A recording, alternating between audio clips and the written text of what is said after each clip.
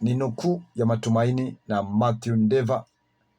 Kwa vipindi bora, matangazo yenye tija, ukweli na burudani, sikiliza idhaa ya Kiswahili Radio Fortune Africa. Kituo chako kinachukua kwa kasi sana duniani. Wema wake Baba umekuwa nasi na fadhili zake zimetulinda, kututunza na kutubariki kabisa. Na tunashukuru tena kuona siku nzuri. Leo ni prayer day, siku ya maombi. Tunaombeana katika safari, tukimtukuza Mungu katika wema wake na ukuu wake ambaye anatupa siku zote. Bila yeye tungeweza, lakini mkono wake umekuwa nasi siku zote. Mathew Ndeva ndio jina langu. Asanteni sana kwa wale wote ambao Bwana amewaguza, amewazungumzia, nanyi mmeona ni vyema kusimama kituo hiki katika nafasi ya kupenyeza na kufika FM, maana tuna maono na ndoto na tunatamani siku moja itimie, tuwafikie wengi kwa utukufu wa jina la Mungu wa Israeli. Mkono wake Baba ukiwa nasi, sisi ni washindi, tena zaidi ya washindi. 45 61 468 ndio namba yetu, na tunaamini chochote ulichonacho natutumia unatusaidia kusalia hewani daima, na zaidi ya yote kupata upenyezo kufika FM, na utukufu wa Mungu utakuwa pamoja nasi. Mawazo atuwazie Bwana ni mema tena mazuri, ya kutupa tumaini sisi siku zetu za mwisho, na tunaamini ya kwamba tukiwa na Mungu tu washindi, tena zaidi ya washindi, na tukiwa na yeye Bwana atatulinda na atatupa uwezo katika siku hii ya kwanza ya mwezi mpya. Tunaamini anga yetu itabarikiwa, Bwana atafungua milango yetu, na mahali ambapo hatujafika tutafika, na Mungu atakuwa pamoja nasi. Katika nukuu ya matumaini tusema hivi: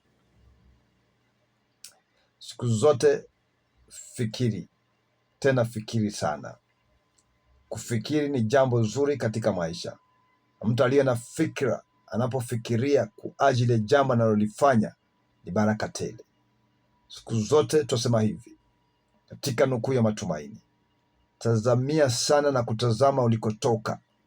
Siku zote angalia jamii yenyu, ukoo na watu wa nyumbani, alafu kumbuke maisha mliyoyapitia siku zenyu zote za ujana na utoto, na sasa na siku zenyu za maisha ya kila siku. Unaweza kumbuka jinsi mlivyoenda shuleni, pengine kwa miguu bila kuvaa viatu. Unaweza kumbuka jinsi mlienda shuleni, maisha yaliyokuwa ya mazito ya uchochole na uzito wa maisha.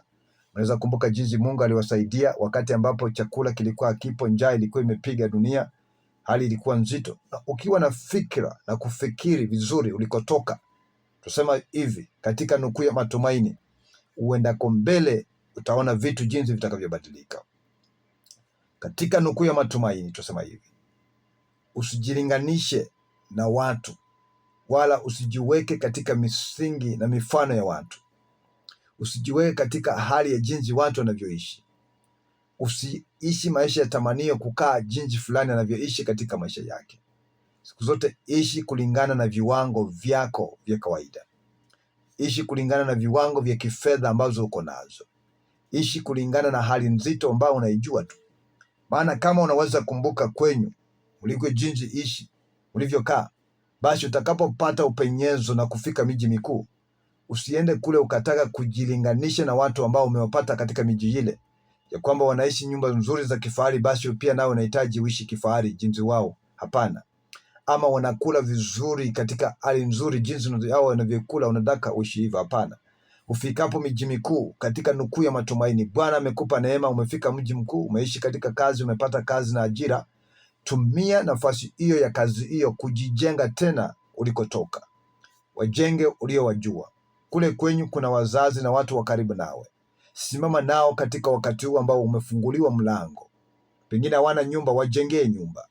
Pengine hawana vyakula, jaribu uone jinsi wanavyopata kitu cha kukula. Siku zote kumbuka, fikiri, na katika fikra zako uangalie mahali ulikotoka na jinsi ulivyokuwa mnaishi na maisha mliyokuwa nayo. Alafu uone jinsi Bwana amebadilisha hali na amekuweka katika sehemu nyingine. Basi unapobarikiwa na kupata sehemu nyingine ya mabadiliko, kumbuka mlikotoka, kumbuka hali mliyopitia, kumbuka maisha jinsi yalivyokuwa. Na sasa hivyo usijilinganishe na wale ambao umewapata mbele. Usijilinganishe na wale ambao uliwapata mjini. Maana wao hujui jinsi walivyoishi maisha yao ya kitambo, na pia hujui walifikaje mijini. Wewe jinsi Bwana amekusaidia, umefika katika mji, umepata kazi, umepata ajira. Kumbuka jinsi ulivyosoma katika matatizo na shida. Kumbuka jinsi ulivyoenda shuleni, hata karo kulipa ilikuwa vigumu. Kumbuka jinsi nyumba yenu iliuzwa, shamba lenu likauzwa, mifugo ikauzwa, ndipo ukapata masomo ulionayo. Utakapokumbuka mambo yale yote na Mungu amekusaidia, umepenyeza, umepata ajira, umepata kazi, umepata kufanikiwa, vitu vimebadilika, basi siku zote usijilinganishe na watu. Chambua Mungu amekutoa wapi. Kumbuka mahali umetoka. Kumbuka jinsi jamii yenu ilikuwa. Kumbuka jinsi mlipokuwa mnaishi nyumbani. Kumbuka uchochole mliokuwa nao. Kumbuka hali ngumu mlioipitia, na leo umefanikiwa. Basi simama pia na wale wenzenu ambao bado hawajafanikiwa. Simama na jamii yenu. Simama na watu wa kwenyu wale ambao hawajafanikiwa. Usiende ukawasahau, ukakula raha, ukakula vitu vyako, ukajiburudisha, ukaona maisha ni vyema kuishi bila wao. Hapana. Ni nafasi Bwana amekuweka mbele wewe, na kuwa hapo mbele una makusudio. Maana Mungu alikuteua wewe, angechukua mwingine amweke pale katika jamii yenu, lakini ameweka wewe hapo na makusudi. Fungua macho, fungua hekima yako ikafunguke, akili zako zikafunguke. Alafu kumbuka ulikotoka na kumbuka mahali ulikuwa, na Mungu atakubariki sana.